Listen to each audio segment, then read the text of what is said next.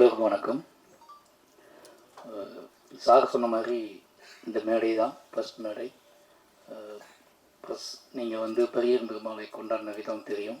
அதை பார்த்து என்னோடய கலையை, என்னோடய அரசியலை இந்த மக்கள் எடுத்துகிட்டு கொண்டு போன விதம் வந்து தெரியும். அந்த நம்பிக்கை தான் வந்து அடுத்தடுத்த கர்ணனாக இருக்கட்டும், மாமன்னனாக இருக்கட்டும், வாழையாக இருக்கட்டும், இப்போ எடுத்துகிட்டு இருக்க பைசனாக இருக்கட்டும், இது எல்லாமே முழுக்க முழுக்க என்ன விஷயம் நடந்தாலும் இந்த கதையை ஏற்றுக்கொள்வதற்கான மக்கள் இருக்கிறார்கள் அப்படிங்கிற நம்பிக்கையில் தான் எல்லா கதையுமே எடுக்கிறோம்.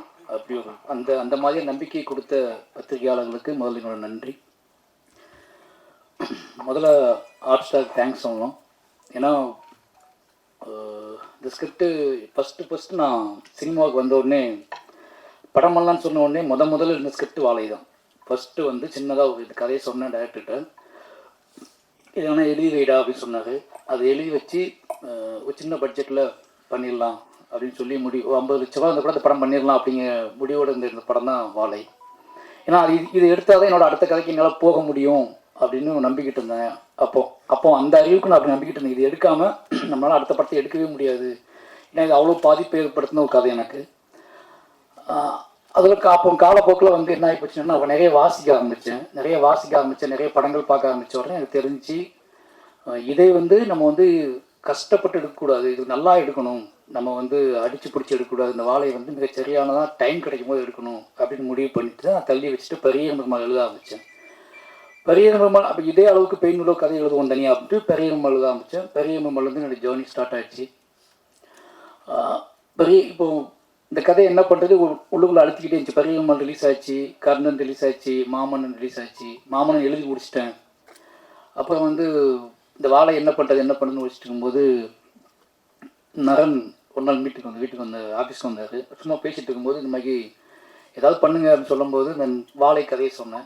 நீங்கள் இருக்க இவ்வளோ பிஸியில் எப்படி பண்ணுவீங்கன்னு கேட்கும்போது நான் ஏதாவது கேப்பில் நான் வந்து பண்ணிவிடுவேன். இது எனக்கு இது கதையும் தேவையில்லை, ஸ்கிரிப்ட் புக்கும் தேவையில்லை, எதுவுமே தேவையில்லை, நீங்கள் ஓகே சொன்னால் நான் பண்ணிவிடுவேன் போய் அப்படின்னு சொல்லி அப்படி தான் வாழை வந்து ஸ்டார்ட் ஆச்சு. அது உடனே ஹாட் ஸ்டார் பேசினாங்க. அந்த கதையை கேட்ட அடுத்த நிமிஷமே நம்ம பண்ணுறோம் சார்னு சொல்லிட்டாங்க. நான் மாமன்னன் ஷூட்டிங்கில் வந்தப்போ மாமன்னன் கேப்பில் அந்த படத்தை நான் வந்து மாமன்னன் ரிலீஸ் ஆக முன்னாடி இந்த படம் பண்ணி முடிச்சிட்டோம்.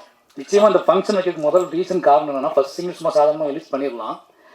என்னோடய பசங்களுக்காக தான் அந்த ஃபங்க்ஷன் வைக்கிறேன். என்னோடய பசங்கன்னா பொன்வேலுக்கும் ராகுலுக்கும் தான் இந்த ஃபங்க்ஷன் வைக்கிறேன். ஏன்னா அவங்க சின்ன பையனாக இருந்தாங்க அந்த படம் எடுக்கும்போது. இப்போ வளர்ந்துட்டானுங்க. பைசன் எடுக்க ஷூட்டிங் போயிருக்கேன். ஜூனியர் பாம்போடு நின்றுட்டுருக்கானுங்க. நீ என்ன பண்ணிக்கிட்டு இருக்க? நாங்கள் வந்து 1.5 வருஷமாக நீங்கள் வந்து நான் அவ்வளோ பில்டப் பண்ணி நடிச்சு ஸ்கூலில் லீவ்லாம் கேட்டு பில்டப் பண்ணி வச்சுருக்கோம். நீ வந்து இங்கே வந்து வேறு படம் எடுத்துக்கிட்டு இருக்க. மாமன்னு எடுத்த ஓகே, அடுத்து பைசன் படம் எடுக்க வந்துட்டேன். எங்களை எப்போ தான் காட்டுவேன் அப்படின்னு அவனை என்னை கேட்காமலே முடிச்சுட்டே இருந்தானு 2 பேருமே. சரி சீக்கிரமாக ஏதாவது பண்ணிவிடுவோன்னு சொல்லிட்டு தான் அந்த ரிலீஸு. அப்போது அந்த ஸ்டேஜ் ஒன்று போட்டு அவனுக்கு இதுக்கப்புறம் நிறைய லீவ் கேட்போம்ல ஸ்கூல்லலாம், அதுக்கெலாம் எவிடன்ஸ் ஒன்று க்ரியேட் பண்ணணும் அப்படிங்கிறதுக்காக தான் அந்த ஃபங்க்ஷன். அதனால் ஃபஸ்ட் சிங்கிள் சும்மா சாதாரணமாக ரிலீஸ் பண்ணதுக்கு பதிலாக அவங்கள வச்சு ரிலீஸ் பண்ணுவோம் அப்படின்னு பிளான் பண்ணி தான் ரிலீஸ் பண்ணோம். அதனால் ஹாட் ஸ்டார் ரொம்ப நன்றி. என்னை ரொம்ப பிலீவ் பண்ணாங்க. ஏன்னா ஒரு படம் நான் ஷூட்டிங் போயிட்டு இருக்கும்போது அடுத்தடுத்த கமிட்மெண்ட் அவங்களுக்கு எல்லாமே தெரியும். அதனால் வந்து இது எப்போ பண்ணுவாங்கலாம் யோசிக்காமல் நான் கேட்கணும் காசு கொடுத்தாங்க. போய் இந்த படத்தை நான் முடிச்சுட்டு வந்துட்டேன். இதுக்கப்புறம் இவ்வளோ கேப்பில் எனக்காக வெயிட் பண்ணுறாங்க. நீங்கள் எப்போ வரீங்களா அப்போ வாங்கன்னு சொன்னாங்க. அதே மாதிரி இப்போ எல்லா வேலையும் முடிஞ்சிச்சு. இப்போ நான் ரிலீஸ் பண்ணுறேன்னா ஓகேன்னு சொல்லி அவங்க வேலையை ஸ்டார்ட் பண்ணியிருக்காங்க. அதனால் வந்து Pradeep sir, Krishnankutty sir, hot star மொத்த டீமுக்குமே வந்து எனக்கு ரொம்ப நன்றி. மெயினாக வந்து நான் படத்தை பற்றி பேச வேண்டாம், ஏன்னா அது ஃபஸ்ட் சிங்கிள் தான், நிறைய விஷயங்கள் இருக்குது. மெயினாக எனக்கு நான் பிலீவ் பண்ணுற விஷயம் ஒன்று தான். நான் ஒர்க் பண்ண எல்லாருமே இங்கே இருக்காங்க. வந்திதனா இருக்கார், அவர் கூட நான் அடுத்த படம் பண்ணிக்கிட்டு இருக்கேன். அப்போ தானு சார் இருக்கார், அவர் கூட எனக்கு கமிட்மெண்ட் இருக்குது, படம் பண்ணுறேன். அதுக்கு அடுத்து மூர்த்தி சார் இருக்காரு, ரெட் ஜெயிண்டு, அவங்க கூட ஒரு படம் பண்ணுறேன், கமிட்மெண்ட் இருக்குது. இது ஏன் சொல்கிறேன் அப்படின்னா நான் என்னவா இருக்கேன் சினிமாவுக்குள்ள, இதுவே எனக்கு பயங்கர திருப்தியாக இருக்குது. என் கூட ஒர்க் பண்ணவங்க என்னோட உழைப்பையும் என்னோட அரசியலையும் என்னோட சினிமா கலை மீது எனக்கு இருக்கிற விஷயத்தையும் புரிஞ்சுக்கிட்டு என்னை அரவணைச்சு அவங்க கொண்டு போயிட்டு இருக்காங்க. இந்த 4 பேர், இந்த 3 ப்ரொடியூசரும் இவங்க கூட இருந்து என்னை ஒரு ப்ரொடியூசராக பார்க்குறதும் சந்தோஷப்படுறதுமே முக்கியமான விஷயம். அடுத்தடுத்து அவங்க கூட ட்ராவல் பண்ணுறேன். அவங்க 3 பேர்த்துக்குமே ரொம்ப நன்றி. அடுத்து வந்து என்ன சொல்கிறது, என்னோடய இயக்குனர் ரஞ்சிதன் அடிக்கடி சொல்லிட்டே இருப்பேன், எல்லாத்தையும் சொல்லிட்டே இருப்பேன். உனக்கு ஏன் இவ்வளோ பதட்டம், உனக்கு ஏன் இவ்வளோ சிக்கல், ஏன் ஒரு டென்ஷன் ஆகு, 4வது படம் வந்துட்டுலாம் அவன் பார்த்து பண்ணலாம்னு சொல்லுவாரு. இப்போ கூட உதடு ஒட்டாரத்துக்கு தான் பேச கூப்பிடுறாங்க. நான் நிறைய ஃபங்க்ஷனில் உதடு ஒட்டினாலே கான்ட்ரவர்ஷியலாக பேசி மாட்டியிருக்கேன். எனக்கு தண்ணி ஊற்றிய முதல்ல ஒட்ட ஆரம்பிச்சிட்டுனா தகடாடன்னு ஏதாவது பேசிட்டு போயிடுவேன். பேசிட்டு கீழே போனதுக்கப்புறம் தான் பார்த்தேன் உள்ளுக்குலேருந்து வெளியிருந்து கொட்டியிருக்கும் ஏதோ ஒன்று. நான் போகும்போது ரிட்டர்ன் பண்ணிட்டு போயிருப்பேன், ஆனால் மேலே போய் அது கொட்டியிருக்கும் பயங்கரமாக. அப்போ யோசிப்பேன், இது உள்ளே கிடந்திருக்கு, நமக்கு தெரியாமல் கிடந்திருக்கு அப்படின்னு யோசிப்பேன். அப்படி நிறைய ஃபங்க்ஷனில் நான் பேசியிருக்கேன். அதுக்கு ஒரே ரீசன் என்ன அப்படின்னா, நிறைய விஷயங்கள் ஓடிக்கிட்டே இருக்கும். ரஞ்சிதனை திட்டிகிட்டே இருப்பார், டேய் நார்மலாக இருக்கிறா, நீ வந்து கேஷுவலாக இரு, உனக்கு எல்லா வசதியும் வந்துடுச்சு, நீ சொன்ன எல்லாமே நடக்கும், நல்ல ப்ரொடக்ஷன் வந்துட்டாங்க, ப்ரொடியூசர்ஸ் இருக்காங்க, அப்புறம் ஏன் இவ்வளோ பதட்டப்பட்டு படத்தை எடுக்கிற, இவ்வளோ வேகத்தை ஏன் போடுற அப்படின்னு கேட்பாரு. ஒரு கதையை படமாக்குவது என்றால் அந்த கதையை நம்ம ரசித்து அதுக்கான கிராஃப்டை கண்டுபிடிச்சி ஒரு படம் பண்ணலாம். பட் என்னை நானே இயக்குவது அப்படிங்கிறது, என்னோட வாழ்க்கையை நான் இயக்குவது அப்படிங்கிறனால வந்து எனக்கு இந்த பதட்டம் போக மாட்டேங்குது. நான் கிரியேட் பண்ணுற எல்லா கேரக்டர்ஸுமே என் வாழ்க்கையில் பார்த்த மனிதர்களாக இருக்காங்க. அவங்க இன்னும் வாழ்ந்துக்கிட்டு இருக்காங்க. அவங்க ஏதோ மூலையிலேருந்து நீ பார்த்துக்கிட்டு இருக்காங்க. அவங்க என்னை வந்து இவன் எப்படி மாறிக்கிட்டு இருக்கான், என்னவா ஆகிக்கிட்டு இருக்காங்க, என்ன பேசுகிறான், இவன் பேசுகிறது எவ்வளோ உண்மை இருக்குது, எவ்வளோ பொய் இருக்குது, இவன் பேசுகிறத ஏற்றுக்கலாமா, நம்பலாமா, வேண்டாமான்னு சொல்லிட்டு அவங்க கண்காணிச்சிட்டே இருக்காங்க. அதனாலேயே எனக்கு பார்த்து வந்துகிட்டே இருக்குது. அது மட்டும் இல்லாமல் எனக்கு ஒரு கடமையும் இருக்குது. இப்போ இந்த மேடை எனக்கு ரொம்பவே மகிழ்ச்சியான மேடைக்கான காரணம் என்ன அப்படின்னா, இந்த ராகுலும் பொன்வேலும் இந்த மேடையில் இருக்கிறதா. ஏன்னா இந்த வயசில் நான் எப்படி இருந்தேன்னு தெரியும். என் ஊரில் என் சொந்த அக்கா பசங்க தான் அவங்கள, என்னோட அக்கா பையன் ஒருத்தர் மாமா பையன், இந்த 2 பேரும் இந்த வயசில் நான் என்னவா இருந்தேன்னு எனக்கு தெரியும். இவங்களுக்கு அங்கேருந்து கூட்டிகிட்டு வந்து இந்த மேலே உட்கார வச்சுட்டேன் அப்படின்னு ஒன்று இருக்குல்ல, இவனுங்க வழி தவறி போயிட மாட்டானுங்க. இனிமேல் இவனுங்க இந்த சினிமா, இந்த கலையின் வழியாக இந்த உலகத்தை நல்லா புரிஞ்சுக்குவானுங்க, இந்த கலையின் வழியாக அவனுங்க திசை மாறாமல் இருப்பானுங்க அப்படிங்கிற ஒரு பெரிய சந்தோஷம். ஏன்னா திருநெல்வேலி எப்படி இருக்குன்னு உங்களுக்கு நல்லா தெரியும். அந்த மாதிரி ஒரு ஊர்லேருந்து அவங்களை கூட்டி வந்துட்டேங்க. இவங்களை வச்சு மற்ற பசங்கள்லாம் எப்படி ஆவானுங்க, இந்த பசங்களை பார்த்து மற்ற பசங்கள்லாம் என் ஊருக்குள்ளே முதல்ல ஒரு கலை உள்ளே நுழைய போகுது அப்படிங்கிற ஒரு பெரிய சந்தோஷம் வந்து எனக்கு இப்போ அதுதான் அந்த உணர்ச்சி தான் எனக்கு பயங்கரமாக இருக்குது. ஏன்னா அவனுங்க மண்டைக்கு அது ஓடிக்கிட்டே இருக்கும். இதுக்கப்புறம் அவங்களுக்கு பேசுறது, நம்ம படத்தை நடிச்சிட்டோம், நம்ம இதெல்லாம் பண்ணக்கூடாது, இதெல்லாம் பேசக்கூடாது அப்படின்னு சில ரெஸ்பான்சிபிலிட்டிலாம் வரும். ஏன்னா அந்த வயசில் நான் எவ்வளோ மூர்க்கமாக இருந்தேன்னு எனக்கு தெரியும். எவ்வளோ என் மண்டையில் தோன்ற விஷயத்துக்கெல்லாம் வந்து என்ன பதிலும் தெரியாமல் நான் பைத்தியம் முடிச்சு அடைஞ்ச வயசில் தான் அவங்க உட்காந்துட்டு இருக்காங்க. ஆனால் அவனுங்கள நான் வேகமாக ஓடி வந்து முட்டி மோதி ஓடி வந்து அவனுங்களை நான் வந்து உருவாக்குறதுக்கான ஒரு மேடையை கிரியேட் பண்ணிட்டேன் அப்படிங்கிறது ஒரு பெரிய சந்தோஷம். அப்படி ஒரு மேடையை அமைச்சு அப்படி நீ உருவாக்குன ராம் சாருக்கு தான் ரொம்ப நன்றி சொல்லுவேன். ஏன்னா நீ உன்னோட வேலை வந்து படம் பண்ணி நீ ஜெயிச்சு காசு சம்பாதிக்கிறது இல்லை, நீ ஒரு விக்டிமாவே இருந்திருக்க. அதனால உன்னோட கதையை வந்து நீ எப்போவுமே வந்து அழுத்தம் திருத்தமாக சொல்லிக்கிட்டே இருக்கணும். நீ என்ன ஆனாலும் பரவாயில்ல, எவ்வளோ பின்வாங்கிடாத. உன்னோட கதை அப்படிங்கிறது உனக்கான கதை மட்டுமில்லை, உனக்கு பின்னாடி வரக்கூடிய சந்ததியினருக்கான கதை. அதை வந்து எப்பவும் மிஸ் பண்ணாத. நீ என்ன ஆனாலும் அதை மாறிடாதுன்னு சொன்னதுனால தான் முழுக்க நான் அது கூடவே ட்ராவல் பண்ணிக்கிட்டே இருக்கேன்.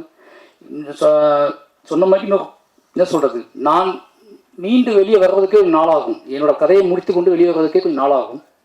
அப்படியாப்பட்ட கதைகள் தான் தொடர்ந்து நான் பண்ணிக்கிட்டு இருக்கேன். அதனால் வந்து என்னோடய இயக்குநருக்கு வந்து டே மேடையில் நான் சொன்னேன்னு நினைக்கிறேன். என்னோடய இயக்குனர் இருக்கிற வரைக்கும் எனக்கு சின்ன மாற்றம் கூட நீங்கள் பார்க்க முடியாது. அப்படிங்கிற காரணம் என்ன அப்படின்னா, என்னைய கண்காணிச்சிட்டு இருக்க முக்கியமான கண்களில் வந்து அவரோட கண்கள் முக்கியமான கண்கள். ஏதாவது ஃபோன் வந்துச்சுன்னா நான் முதல்ல யோசிக்கிறது நான் என்ன தப்பு பண்ணுன்னு தான் யோசிப்பேன். சுற்றி முற்றி பார்ப்பேன், நம்ம ஏதாவது ஸ்டேட்டஸ் போட்டிருக்கோமா, இல்லை ஏதாவது அதிகம் பேசிக்கிறோமா, ஏதாவது பண்ணியிருக்கோமா, ஏதாவது ஃபோன் பண்ணியிருக்கோமா, யார்கிட்டயாவது பேசியிருக்கோமா, ஏதாவது பேட்டி கிட்டி கொடுத்துட்டோமா அப்படின்னு தான் பார்ப்பேன். ஏன்னா எப்படி வீட்டில் இருக்கவங்க எப்படி அப்பா அம்மா நம்ம மேலே பயம் வச்சுருப்பாங்க. எங்கள் அப்பா அம்மாவுக்கு நான் வந்து எனக்கு ஒரு விஷயம் நடந்ததுக்கப்புறம் தான் அவங்களுக்கு தெரியும். எனக்கு நடப்பதற்கு முன்னாவே எனக்கு தெரிஞ்சது வந்து எங்கள் டைரக்டருக்கு மட்டும்தான். நான் மிட் நைட் கூட எனக்கு ஃபோன் பண்ணிட்டு என்னடா பண்ண ஒருத்தர் எழுதியிருக்கான இப்படி உன்னை பற்றி அப்படிம்பாரு. எனக்கு அது பயங்கர ஷாக் ஆகும். எப்படி 12 மணிக்கு போய் பார்த்தாரு அப்படின்னு சொல்லி அவனை தேடி பிடிச்சது எனக்கு 2 நாள் ஆகும். ஆனால் இதுக்கு மட்டும் போய் பார்த்துருப்பாரு. ஏன்னா பதட்டப்பட்டுகிட்டே இருப்பாரு. நீ கரெக்டாக இருக்கடா, நீ வந்து ஏன் இவ்வளோ பதட்டப்படுற, நீ ரொம்ப நீ கலை, நீ வந்து ஆர்ட் ஃபார்முக்குள்ளே இருக்க, அதனால ஆர்ட் ஃபார்மை மையப்படுத்தியே நீ ட்ராவல் ஆகு அப்படின்னு சொல்லிட்டே இருப்பாரு. அவர் இருக்கிற தைரியத்தில் தான் நான் வந்து ட்ராவல் ஆகிட்டே இருக்கேன். அப்புறம் ரஞ்சித்னு சொல்லி ஆகணும். ஏன்னா முழுக்க அவர் எவ்வளோ வேகமாக இருந்தாலும் தன்னோட இருக்கிற மனிதர்களை பத்திரமா பார்த்துக்கிறதுல அவர் கிளியரான யாருமே நினைப்பேன். ஏன்னா அவர் ஓடிட்டு இருப்பார், அவர் முட்டுவார், மோதுவார், எல்லாம் பண்ணுவார், கலகங்களை உருவாக்குவார். ஆனால் பக்கத்தில் இருக்கிறவன் ரொம்ப பாதுகாப்பாக இருக்கணும் அப்படின்னு நம்பக்கூடிய அந்த மனம் இருக்குல்ல, அதுதான் வந்து எனக்கு விபரம். என்னன்னாலும் சரி பாதுகாப்பாக அப்படின்னு சொல்லக்கூடிய விஷயம் இருக்குல்ல, 2 பேர்த்துக்குமே எவ்வளோ நன்றி சொல்லாமல் பார்த்தாது. அப்புறம் வந்து ரெட் ஜெயின் சொல்லணும். வாழை முடிச்சு ஃபஸ்ட்டு பார்த்து அவங்க உதய் சார் முன்னாடியே பார்த்துட்டாரு. அதுக்கு ரீசன் என்ன அப்படின்னா மாமன் பண்ணிட்டு இருக்கும்போதே பார்த்துட்டேன். மாமன் ரிலீஸ் ஆகும் மட்டும் உதய் சார் அந்த படம் பார்த்துட்டாரு. சார் நீங்கள் என்னையும் யோசிக்காதீங்க, தேட்டருக்கு கொண்டு வாங்க, நான் பார்த்துக்கிறேன் அப்படின்னு சொல்லி. அதுக்கப்புறம் மூர்த்தி சார் பயங்கர சப்போர்ட் எனக்கு. என்னன்னா சார் டைம் நான் மட்டும்தான் ஈஸியாக பேசிட்டு உனக்கு உங்ககிட்ட அப்படி தானே அவன் தான். அதாவது எல்லாம் சொல்லுவாங்க படம் பண்ணி சண்டை போடாமல் சிரிச்சு வச்சுட்டு வர நீ தான் மூர்த்தி சார் கிட்ட அப்படின்னு சொல்லுவாங்க. ஏன்னா அவர் ரொம்ப மரியாதையை நீ பார்த்துக்கிட்டாரு. மாமன்னனாக இருக்கட்டும், மாமனோட வெற்றியாக இருக்கட்டும். இப்போ வாழை படம் பார்த்துட்டாரு. வாழையெல்லாம் மூர்த்தி சாருக்கு பிடிக்குமா அப்படின்னு ஒரு டவுட் இருந்துச்சு. ஆனால் படம் முடிஞ்சோடனே எனக்கு சொன்ன வார்த்தை வந்து சார் எனக்கு ரொம்ப பிடிச்சிருக்கு சார், நீங்கள் பயப்படாதீங்க, இதை தேட்டரில் ரிலீஸ் பண்ணலாம் அப்படின்னு சொல்லி தான் ஸ்டார்ட் பண்ணார். அதனால் ரெட் ஜெயிலுக்கு ரொம்ப நன்றி. அடுத்து வந்து மாஸ்டர் திலீப் மாஸ்டர் சொல்லணும். ஏன்னா இந்த படத்தை எப்படி எந்த மாதிரி கொண்டு வரது, யார் சப்போர்ட் இருக்குது அப்படின்னு சொல்லிட்டு நான் வந்து கொஞ்சம் ரஞ்சித் டிஸ்டர்ப் பண்ணக்கூடாது, நமக்கு தெரிஞ்ச ஆட்களை யாரும் டிஸ்டர்ப் பண்ணக்கூடாது, நம்மளை ரொம்ப நம்பி நம்மளை எமோஷனலாக ஆட்களை யாரும் டிஸ்டர்ப் பண்ணக்கூடாது, நம்ம வந்து ஒன்று நம்மளே பண்ணிவிடுவோம் இல்லை ரெஜியில் பண்ண சொல்லுவோம். இப்படி தான் பிளான் பண்ணிகிட்டு இருந்தேன். ஒரு நாள் பைசன் ஷூட்டிங் வந்தார். வாழை காட்டுங்க எனக்கு அப்படின்னாரு. நான் ஷூட் பண்ணிட்டு இருந்தேன். அப்போ கேப்பில் வாழை பார்த்துருங்கன்னு சொன்னேன். வாழை பார்த்துட்டு வந்தார். வந்துட்டு தலைவா ரொம்ப எமோஷனல் ஆகி அன்றைக்கி ஃபுல்லாக ஷூட் பண்ண மாட்டேன்ட்டார், நீங்களே பண்ணிக்கோங்க, நான் கொஞ்சம் ஃப்ரீயாக விடுங்க அப்படின்னு சொல்லிட்டாரு. ஒரு 2 hours மட்டும் ஸ்பாட்டுக்கே வரல, உட்காந்துட்டே இருந்தார். அதுக்கப்புறம் வந்தார். வந்துட்டு தெளிவாக நம்ம தேட்டருக்கு பண்ணுறோம், நான் இந்த படத்தில் இருக்கணும் இல்லை, அதான் நீங்கள் இருக்கீங்களே மாஸ்டராக இருக்கீங்களா அப்படின்னு. இல்லை நான் வந்து இந்த படத்தோட எல்லா விஷயத்தையும் நான் கூட இருக்கணும், என் பேர் இந்த படத்தில் இருக்கணும் அப்படின்னு ரொம்ப ஆசைப்பட்றேன். நான் சினிமாவுக்கு வந்து ரொம்ப ஆசைப்பட்ட விஷயம் தான் அப்படின்னு சொன்னார். எனக்கு ரொம்ப சந்தோஷமாக இருந்துச்சு. ஏன்னா அவர் சொல்லும் போது கண்ணு கலங்கிருந்துச்சு. ஒரு மாஸ்டர் கண்ணு கலங்கமான பயங்கரமாக பிரமிப்பாக இருக்கும்ல. அப்போ ஓகே மாஸ்டர் அப்படின்னு சொல்லி தான் உள்ளே வந்தார். அவரோட கம்பெனி வந்து அவரோட ப்ரொடக்ஷன் உள்ளே வந்து என் கூட சேர்ந்து நீ என்ன வேணாலும் பண்ணுங்க, அந்த படத்தில் ஃபுல்லாக நான் ட்ராவல் பண்ணுறேன்னு சொல்லி சப்போர்ட் பண்ணுறாரு. அவருக்கு ரொம்ப ரொம்ப நன்றி. ஏன்னா அவரோட ரிவ்யூ பார்த்துட்டு தான் எனக்கு ரொம்பவே என்ன சொல்கிறது, அவரோட அன்னைக்கு ஆக்ஷன் சீக்வன்ஸ் எடுத்துக்கிட்டு இருந்தார். அவரோட ரிவ்யூ கேட்டதுக்கு அப்புறம் தான் அவர் இது உள்ளுக்குள்ளே கஷ்டப்பட்டு என்ன சொல்கிறது உடச்சிக்கிட்டு உள்ளே வந்ததுக்கு அப்புறம் தான் எனக்கு பெரிய நம்பிக்கையை வந்துச்சு வாழையை பற்றி. நிச்சயமாக அந்த நம்பிக்கையை உங்களுக்கு இருக்கும்னு நம்புவேன். அப்புறம் இந்த டீமில் சந்தோஷ் சார் சொல்லணும். சந்தோஷ் மேன் சார் எல்லாம் சொல்கிற மாதிரி சந்தோஷ் சார் எனக்கு ஒரு மேஜிக் இருக்குது. காரணம் என்னென்னா ஒரு ஃப்ரீடம். 2 பேருமே வந்து பேசும்போது நான் வந்து ஒரு சாங் கேட்கும்போதும் சரி, என்னோடய டெப்த்தாக நான் எவ்வளோ நேரம் கேட்க முடியுமோ கேட்டு வாங்கி அவர்கிட்ட பேசி சிரிச்சு விளையாண்டு ஒன்று ரெடி பண்ணுவோம். படம் முடிச்சுட்டு தான் பாதி பாட்டு வாங்குவேன். படம் ஸ்டார்ட் பண்ணும்போது பாட்டே வாங்க மாட்டேன். ஏன்னா என்னோடய விஷுவலை பார்க்கணும், என்னோடய வேர்ல்டை புரிஞ்சுக்கணும், என்னோடய கதாபாத்திரங்களோட கண்களை வந்து மியூசிக் டேரக்டர்ஸ் பார்க்கணும்னு நினைப்பேன். ஏன்னா பழைய நான் எல்லா பாட்டையுமே படம் முடிச்சுட்டு தான் வாங்கியிருக்கேன். ரஹ்மான் சார்ட்டையும் அப்படி தான் நான் வாங்கினேன். அது ஒரே ரீசன் என்னென்னா எனக்கு வந்து ஒரு கட்டத்துக்கு மேலே அது வந்து அவங்களுக்கு ரொம்ப அவைவாயிடுவாங்கன்னு பயமாக்கும் கதை சொல்லும் போது. இதான் கதை லைன் சொல்லிட்டு அப்போ படத்தை கொண்டு போய் காட்டுவேன். அப்படி படம் காட்டி தான் வந்து எல்லா பாட்டும் மியூசிக் வாங்கணும். வாழையும் அப்படி தான் பார்த்தாரு. வாழை பார்த்த அவரும் அதே அந்த நாள் ஞாபகத்தில் இருக்குது எனக்கு. வாழை வந்து பார்த்துட்டு அவர் நம்ம வேற மாதிரி பண்ணுவோம் இதை அப்படின்னு சொல்லி ஸ்டார்ட் பண்ணது தான் இந்த படத்தில் பாடல்கள். நிச்சயமாக அந்த எனக்கு வந்து ரொம்ப பிடிச்ச எனக்கே நான் அதிகமாக கேட்டுட்டு இருக்க பாட்டு வந்து இந்த படத்தில் பாடுறேன். இப்போ அதிகமாக என்னை டிஸ்டர்ப் பண்ணுற பாட்டு வந்து இந்த பாதகத்தின் ஒரு ஒப்பாவி பாடல் இருக்குது. அந்த பாடல் எப்படி உருவாச்சுன்னு எனக்கு தெரில.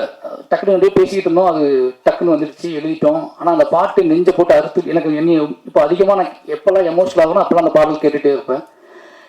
எனக்கு பிடிச்ச மாதிரி ஒரு 4 சாங்குமே போட்டு கொடுத்துருக்காரு. அதுக்கு போக பேக்ரவுண்ட் மியூசிக் கல்கி பண்ணிகிட்டு இருக்கும்போது வாழைக்கு பண்ணிகிட்டு இருக்காரு. அப்படியே நான் பயந்துக்கிட்டே இருந்தேன், கல்கி பண்ணிகிட்டு இருக்காரு இப்படி கரெக்டாக செங்காகுமா அப்படின்னு சொல்லி. ஆனால் பக்காவாக எல்லாத்துக்கும் பிடிச்ச மாதிரி பண்ணி கொடுத்துருக்காரு. எனக்கு ரொம்ப பிடிச்சிருந்துச்சி ஒரு பேக்ரவுண்ட் மியூசிக் இந்த படத்தில். ரொம்ப நன்றி சார், எனக்கே ஸ்பெஷலாக பண்ணுறீங்க அப்படின்னு தான் சொல்கிறாங்க, அதுக்கு ரொம்ப நன்றி. அப்புறம் என்னோடய டீம் கேமராமேன் இன்றைக்கி வர முடியல, அவர் வந்து மதுரையில் ஒரு ஷூட்டில் இருக்காரு, எடிட்டர் வர முடியல. அப்புறம் வந்து குமார் ஆர்டேட்டர், எல்லாருமே எனக்கு வந்து இது என் படம் என்னோட விஷயம் அப்படின்னு புரிஞ்சுக்கிட்டதுனால ரொம்ப எமோஷனலாகவே எல்லாமே வேலை பார்த்தோம். என்னோடய ஆர்டிஸ்ட்டு நிகிலா உமல், அப்புறம் திவ்யா துரைசாமி, அப்புறம் கலையரசன், இவங்க எல்லாருமே என்ன பண்ணாங்க ஒரு கட்டத்தில் வந்து விடமாட்டாரு, இதுதான் இந்த படத்தை எடுத்துக்கான காரணத்தை புரிஞ்சுக்கிட்டாங்க. இந்த பட கதை என்ன மாதிரியான கதை, இது யாரோட கதைன்னு தெரிஞ்சுக்கிட்டு எல்லா டைமும் இவன் முகத்தை பார்த்துட்டே இருப்பாங்க. இவன் வேகவே யோசிக்கலாம், இது வந்து சினிமாவாக நடக்காது, நம்ம சமாளிக்க முடியாது அப்படின்னு தெரிஞ்சுக்கிட்டு எனக்காக நான் சொன்னது எல்லாமே செஞ்சாங்க. எல்லாமே ரொம்ப கஷ்டப்பட்டு நடித்தாங்க. இதில் வந்து நிக்கிலாவுக்காவது கொஞ்சம் ஈஸியான கேரக்டர் தான், ஆனால் ரொம்ப நல்லா பண்ணியிருக்காங்க. பட் ஆனால் கலை திவ்யா இவங்க எல்லாத்துக்குமே வந்து ஹார்ட் ஒர்க் மேன்லியாக அவங்க வந்து ரொம்ப கஷ்டப்படணும் எல்லாமே. நான் பட்ட கஷ்டம் எல்லாம் அவங்க படணும் அப்படின்னு சொல்லிட்டேன். அவ்வளோதான். நான் பட்ட என்னதான் கஷ்டப்பட்டணும் சின்ன வயசில், அதெல்லாம் நீங்கள் படணும்னு சொல்லிட்டேன். அதனால் அவங்க ரொம்ப கஷ்டப்பட்டாங்க. எந்த நடிகர்கள் செய்ய மாட்டாங்க, அது கண்டிப்பாக செய்ய முடியாது. கிட்டத்தட்ட கலையரசன் வந்து 100 கிலோ வெயிட்டு தள்ள தூக்கிட்டு இருந்தார். 100 கிலோ கண்டிப்பாக. ஒரு 5 தாருனா 100 கிலோ உங்களை 5 வாழை தாருனா 100 கிலோ வந்துடும். அது மாதிரி திவ்யா துரைசாமியும் வந்து ஒரு 60 கிலோ 70 கிலோ தூக்கி வைப்பாங்க படம் ஃபுல்லாகவே. அது என்ன அப்படின்னா அவங்க கழுத்து பிளக்கணும், இது எல்லாமே வந்து ட்ரைனிங் கொடுத்து அதை போய் சகதி, இது எல்லாம் நிறைய விஷயங்கள் இருந்துச்சு. எல்லாமே மாரி செல்வராஜ் அப்படிங்கிற ஒரு பையன் மேலே ஒரு டைரக்டர் மேலே இந்த மரியாதை மட்டும்தான் ஒரே ரீசன். ஏன்னா யோசிச்சு எனக்கே ஆச்சரியமாக இருக்கும். ஷார்ட்டில் ஃப்ரேம் வச்சு பார்த்துட்டு இருக்கும்போது தள்ளி தாக்கத்துக்கிட்டு நடந்து போயிட்டு இருப்பாங்க. அது இடையில என் மக்கள் நடந்து போயிட்டு இருப்பாங்க, என் மக்களுக்கு நடையில இவங்க நடந்து போயிட்டு இருப்பாங்க. அதை பார்க்கும்போது ரொம்ப ஆச்சரியமாக இருக்கும் எனக்கு. ஊர்காரமாகவே போயிட்டு இருப்பாங்க, பாவமாக இருக்கும். இறக்கி வச்சதுக்கப்புறம் அப்படியே கழுத்து மெதுவாக திருப்பி பார்ப்பாங்க. திருப்பி ரீடேக் வந்துருமோன்ற பயம் வந்து அவங்க பயங்கரமாக இருக்கும். ஆனால் ரீடேக் வந்துடும், திருப்பி தூக்கிட்டு போவாங்க. ஏன் அவங்களுக்கு ஒரு பெரிய உந்துதாக இருந்துச்சுன்னா அந்த பசங்க இதே வெயிட்டை இதே விஷயத்துல பசங்க சமைக்கிறாங்க அப்படின்னு பார்க்கும்போது அவங்களுக்கு இன்னும் சப்போர்ட்டிவாக இருந்துச்சு. எல்லாருமே ஓப்பனாக சொல்லணும் அப்படின்னா நிறைய வேலை வாங்கியிருக்கேன். அந்த வேலையை அந்த எமோஷனில் புரிஞ்சுக்கிட்டு எல்லாருமே ரொம்ப ஹார்ட் ஒர்க் போட்டு இந்த படத்தை எனக்கு பண்ணி கொடுத்துருக்காங்க. அதனால எவ்வளோ என்னோட மொத்த டீமுக்கு வந்தும் ரொம்ப நன்றி சொல்லணும். அப்போ என்னோட நவி ப்ரொடக்ஷனோட ப்ரொடியூசர் திவ்யா மாய்ஸ்வராஜ், அவங்க இப்போ தான் என்ன கேட்டாங்க, என்னது இது நானா ப்ரொடியூசரு மேலே போடணும் அப்படின்னு கேட்டாங்கன்னு. இந்த படத்தில் காஸ்டியூம் டிசைனர் வந்து அவன் திவ்யாவோட தங்கச்சி தான் சொன்னான் வந்து அவங்க பண்ணியிருக்காங்க. பண்ணதானே அது என்னோட ஊர், அது என் ஊர், அவங்களுக்கு சேரும். அவங்க எப்படி காஸ்டியூம் டிசைன் பண்ணியிருக்காங்கன்னு யோசிச்சு பாருங்க. அவங்க பண்ணியிருக்காங்க. அவங்க நன்றி. எனக்கு பர்த்டே, ஹாப்பி பர்த்டே. திவ்யா வந்து எனக்கு எல்லாம் தெரியும். நாங்கள் லவ் பண்ண காதலிக்க ஆரம்பித்த காலகட்டத்தில் சினிமாவுக்கு டிக்கெட் ஒரு நாள் நல்லா ஒரே விஷயம் சொல்லணும். விஷயம் நானும் திவ்யாவும் ஃபஸ்ட்டு படத்துக்கு போனோம். இதற்கு தானே ஆசைப்பட்டாய் பாலகுமார்னு சொல்லிட்டு அந்த படம் ஃபேமிலியாக போயிருந்தோம். அப்போ தங்கமீன்கள் ரிலீஸ் ஆகிருந்துச்சு, கொஞ்ச நாள் முன்னாடி ரிலீஸ் ஆகி முடிச்சிருந்துச்சு. அப்போ தான் ஃபஸ்ட் டைம் படத்தை கூட்டிகிட்டு இருந்தேன். உள்ளே உட்காந்து படம் ஆரம்பிச்சு விஜய் சேதுபதி சார் காட்டக்கூட செய்யலை. அதுக்கு எங்கள் டைரக்டர் வந்து ஃபோன் வந்துச்சு. ஃபோன் வந்துட்டு எங்கடா இருக்க படம் பார்த்துட்டு வெளியே வராங்க, அந்த புக்கு ஒன்று வாங்கிட்டு வரேன். அந்த புக்கை வாங்கிட்டு வந்து அது என்ன இருக்கான்னு பார்த்து சொல்கிறான்னு சொன்னது என்கிட்ட. நான் எழுச்சி வெளியே வந்துட்டேன். எழுச்சி வெளியே வந்து அப்போ நான் புக்கை தேடி கண்டுபிடிச்சி புக்கை பேசி நானும் சாரும் பேசிகிட்டே இருந்து படமே முடிஞ்சிருச்சு. என் படம் முடிச்சுட்டு வெளியே வந்தாங்க. அப்போ தான் அவங்களுக்கு வந்து சினிமாவுக்குள்ளே இருந்துக்கிட்டே சினிமாவை பற்றி எனக்கு டைரக்டர் பேசிட்டு இருக்கிற விஷயம்லாம் அவங்களுக்கு பயங்கர ஷாக்காக இருந்துச்சு.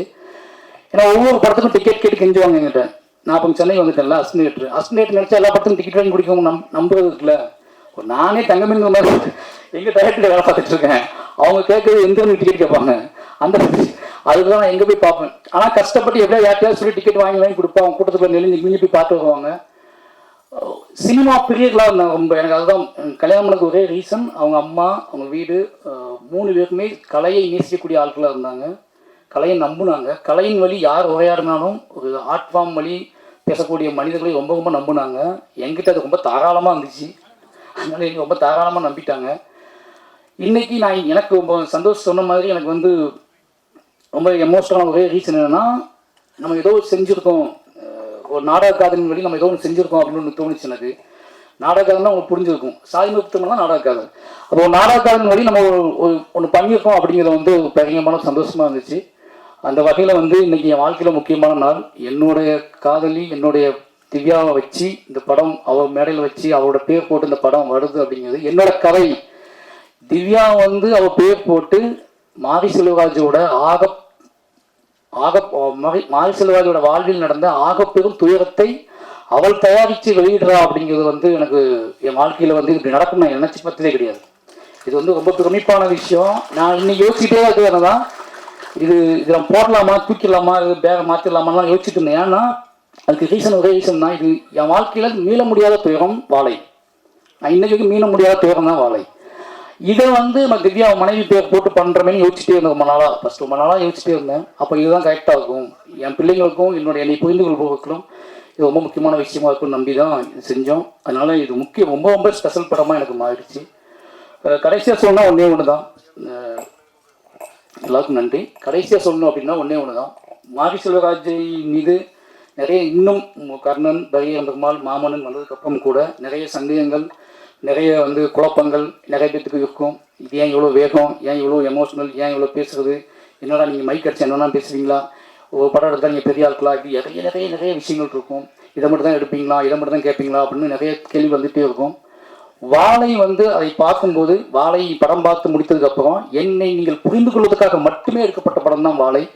மாரி செல்வராஜின் படைப்புகளையும் இல்லை மாரி செல்வராஜோட கேள்விகளையும் இல்லை மாரி செல்வராஜோட எமோஷனலையும் குறைந்தபட்சம் புரிந்து கொள்வதற்கான ஒரு ஸ்பேஸ், என்னை நம்புகிறவர்கள் இன்னும் ஸ்ட்ராங்காக நம்புறதுக்கும், என்னை சந்தேகிப்பவர்கள் குறைந்தபட்சம் என் பக்கம் பார்வையை திருப்பதற்குமான ஒரு உரையாடலை தான் இந்த வாழைங்க படம். வாழை மூலமாக நான் ரொம்ப நம்புகிறது, நான் யாரு அப்படிங்கிறத நான் சொல்கிறேன் அப்படிங்கிற சொல்கிறேன் அப்படிங்கிறது ஒரு பெரிய நம்பிக்கை இருக்குது. வாழை நிச்சயமாக உங்களுக்கு ரொம்ப பிடிக்கும். முதல் பாடல் ரிலீஸ் ஆகுது, அடுத்தடுத்த பாடல் ரிலீஸ் ஆகும். இந்த படம் வந்து ஆகஸ்ட் 23 சொல்லலாங்க சார், ஆகஸ்ட் 23 தேட்டர் ரிலீஸ் ஆகுது. நிச்சயமாக ஒரு நீங்கள் எங்கிட்ட இருந்து எதிர்பார்த்துட்டீங்க, உங்களுக்கு தெரியும் என்ன மாதிரி மாரி செல்வராஜ் என்ன மாதிரி படம் எதிர்பார்த்துட்டீங்கன்னு தெரியும். நான் நிறைய இடத்துல ட்ராவல் பண்ணும்போது மக்கள் கேட்க வச்சு எனக்கு தெரியும். அந்த எதிர்பார்ப்பை பூர்த்தி செய்யக்கூடிய ஒரு படமாக வாழை இருக்கும். இவ்வளோ நேரம் வந்து எங்களோட என்ன சொல்கிறது, நிச்சயமாக இது வந்து ஒரு எமோஷனலான விஷயமாக தான் இருக்கும், இது வந்து ஒரு முக்கியமான விஷயமாக தான் இருக்கும்னு நம்பி எல்லாருமே இவ்வளோ காத்திருந்து இந்த விஷயத்தை பண்ணி கொடுத்தது ரொம்ப நன்றி. யாராவது மிஸ் பண்ணியிருந்தா, யாராவது மறந்துருந்தா, அப்போ அருண் ப்ரொடியூசர் ஆகிட்டாரு. யோசிச்சு பார்த்தா 2 பேர் ஸ்கிரிப்ட் தூக்கிட்டு அலைஞ்சிருக்கோம். 15 ஸ்கிரிப்ட் தூக்கிட்டு ஒரு 50-60 கம்பெனி அலைஞ்சிருப்போம். ஒரு 10-15 ஹீரோட்டுக்காக சொல்லியிருப்பேன். அப்போல்லாம் கூட இன்றைக்கி அவள் வந்து மாவீரன் ஒரு படம் எடுத்து ப்ரொடியூசர் ஆகிட்டாரு. இப்போ அடுத்து ஒரு படம் நேற்று முந்தான் ஸ்டார்ட் பண்ணியிருக்காரு. இதெல்லாம் யோசிச்சு பார்க்கும்போது ரொம்ப சந்தோஷமாக இருக்குது. 2 பேரும் இன்றைக்கி அவள் ப்ரொடியூசராக இருக்கா, நான் டைரக்டராக இருக்கேன் அப்படிங்கிற சந்தோஷமாக இருக்குது. இப்படி நிறைய நல்ல விஷயங்கள் இன்னும் எப்படி நடக்குது அப்படின்னா, தீவிர நம்பிக்கையிலையும் உழைப்பிலையும் அதிகமான உழைப்பிலையும் கனவை நோக்கிய பயணத்திலும் நடக்குது. அதை நாங்களாம் வந்து ஒரு பெரிய முன்னுதாரணமாக இருக்கோம் அப்படிங்கிற சந்தோஷம் இருக்குது. எல்லாருக்குமே நன்றி. யாரையாவது விட்டுருந்தால் மன்னிச்சுக்கோங்க. நிச்சயமாக வாழை உங்கள் எதிர்பார்ப்பை பூர்த்தி செய்கிற படமாக இருக்கும். ஆகஸ்ட் 23க்காக நான் வெயிட் பண்ணுறேன். ரொம்ப நன்றி.